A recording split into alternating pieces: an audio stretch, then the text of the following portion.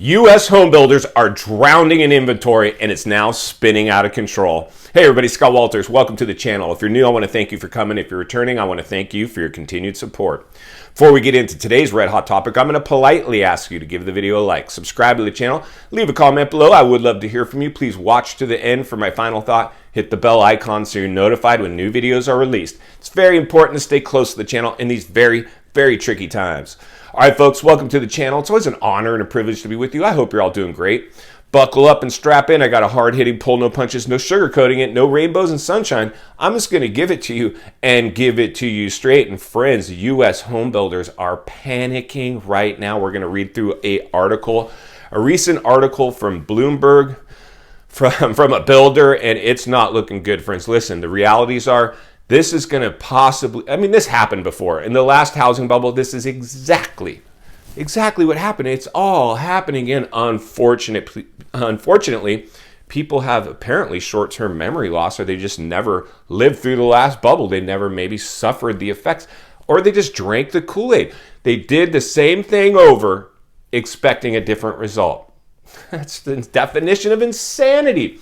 Oh, we have approximately 2 million homes currently, just from new builders alone, on the market, and 50% of those homes, almost 1 million, aren't even built yet. They're still trying to get these things done, and they're laying off workers as we speak. We're going to breeze through an article and just hit a couple of the points because I don't want to tie you up with a long read. It'll be 60 seconds or so. We're going to read this to drive our point home, and then we're going to meet right back here and wrap this one up. Let's get started. All right, let's dive in. Builders are stuck with too many houses as U.S. buyers pull back.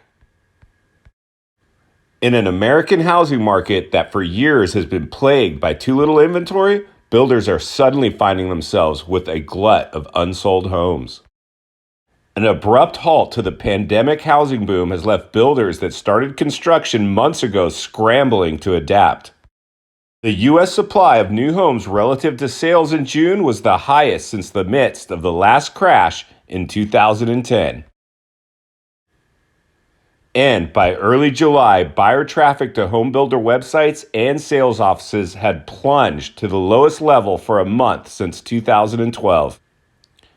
In June, 824,000 single-family homes were under construction in the U.S., more than any at any time since October 2006. And the article concludes with a statement from the builder saying, "I'm trying to find one buyer at a time and not get overwhelmed by what I have coming up." So there you go, friends. You want to know what's really going on with the housing market? You want to know what's really going on with the institutional money, the institutional builders out there? They are in massive trouble, and we've talked about this before. They are much different than the average homeowner. Very unemotional when it comes to these builders. That just like we saw Open Door and Zillow liquidate homes at a loss, that's what they're going to be forced to do as well, and they're prepared to do it. They're much less emotional about it. While it'll be painful, and we're going to see a lot of companies, and this happened in the last downturn. Let me just tell you from firsthand reports. In the last downturn, construction companies tried to get light. They started laying off workers. What we're seeing right now, till eventually they folded out of business. This was always, since the beginning of this artificially created housing market, a game of musical chairs, and the music has clearly stopped. As we continue to raise awareness and ring the bell and sound the alarm and let people know the waters that they're swimming in, this is the facts, friends. I wish I could sugarcoat it. I loved having this euphoria going on in the housing market, but I knew that there was no way this one lasts. I've always said this is much bigger than real estate, but I can tell you this. If we lose the U.S. housing market, we lose everything. Jobs are going to go away. We are at the front end of this thing, the very front end of this. But it could, just like I've always said this, just as fast as this bubble was created, it can reverse course. And boy, is it ever reversing course now, right? So I want to continue to help you guys understand these are the things going on out there. anytime we're looking for real estate, we have to be painfully aware. It would appear time is on our side right now. And I think most Americans have conceded to that fact. We've seen buyers drop out of these markets like crazy, like the article said. Just getting people to come tour those FOMO factory model homes and visit their sales offices, done. They're lucky if they can get one person walking through. And you know how it is. If you walk in to a sales office or one of those model homes and it's full of people, well, then you start to get a little panicky. You're ready to, if there's no one in there, it's a ghost town. It's a little spooky. You're like, I don't want to be the one catching a falling knife. Insanity, the things that we continue to have to talk about. If you're new, please subscribe right away. There's never been a more important time in world history to get ahead of this. Forward thinking, critical thinking. Listen, friends, like I've always said, hope for the best, prepare for the worst. Hopefully you come out somewhere in the middle. That's the reality. We're headed for a minimum, and it'll take a miracle to stop this at a correction. A recession, most economists would agree we're already in.